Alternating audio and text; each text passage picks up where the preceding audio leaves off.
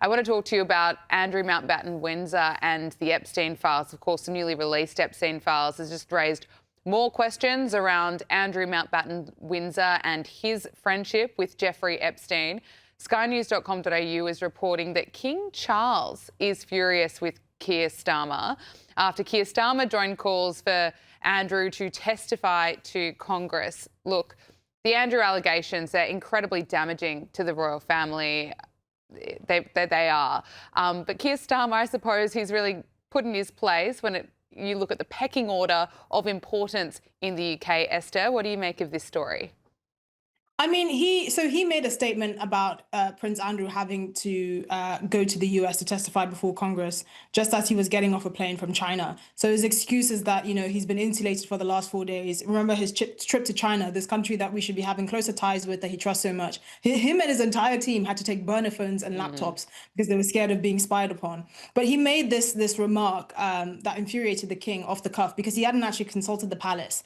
And while the Buckingham Palace has tried to do what it can do to minimize the furore around Prince Andrew and his association, or the prince formerly known as Andrew, and his association with Jeffrey Epstein, this has been very much a coordinated effort between Buckingham Palace and number 10 Downing Street. And so for Keir Starmer to go off the record and say, Prince Andrew should go to the US to testify before Congress. Well, first of all, he can't be compelled to do so, which is actually what Keir Starmer said a few months before. And secondly, it's completely inappropriate for him to do that and to basically take a decision on behalf of the royal family without the king's explicit permission. You have to remember that it's King Charles that basically saved his relationship with Donald Trump. Without the royal family, Donald Trump doesn't have time for Keir Starmer, and certainly not Peter Mandelson, who was not highly regarded amongst sort of Republican top brass. So this is something that he will regret, and I'm sure the king will take him to task on that. But just even raising that and giving it life and having Lib Dem politicians say, yes, actually, he should go to America,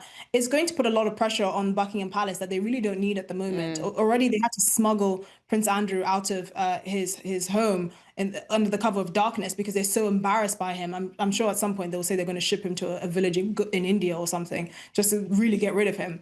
But it's not helpful for the royal family to have these interventions by a prime minister who's basically a dead man walking.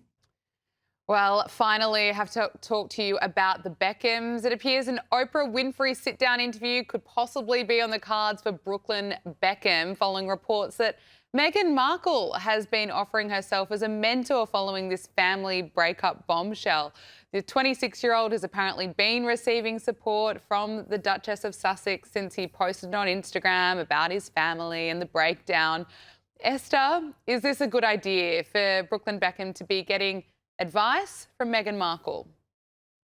Well, obviously not. And, usually these kinds of kind of insider scoops are usually quite dubious at the best of times. However, there is a form for this to actually have some credibility. We do remember that the Beckhams were actually at Prince Harry and Meghan's wedding. They grew closer to the couple after they were married because of David Beckham's kind of acquaintance with Prince Harry, that when he used to run into him during sort of royal engagements and all of that, but it wasn't really a close friendship. And then we find out a few years later that the couple had fallen out, allegedly because the Sussexes didn't trust the Beckhams and they felt like they were the source of leaks about their private lives, so they cut off that relationship.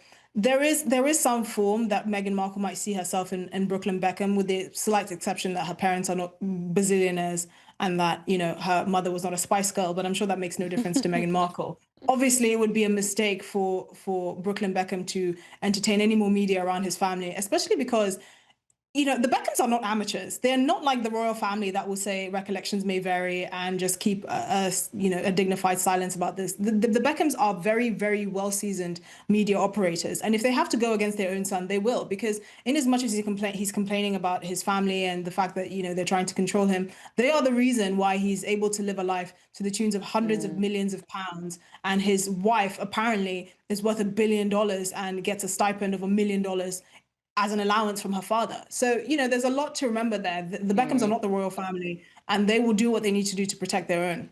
Writer and broadcaster Esther Kraku, thank you so much for joining us. Wonderful to speak with you. Thank you.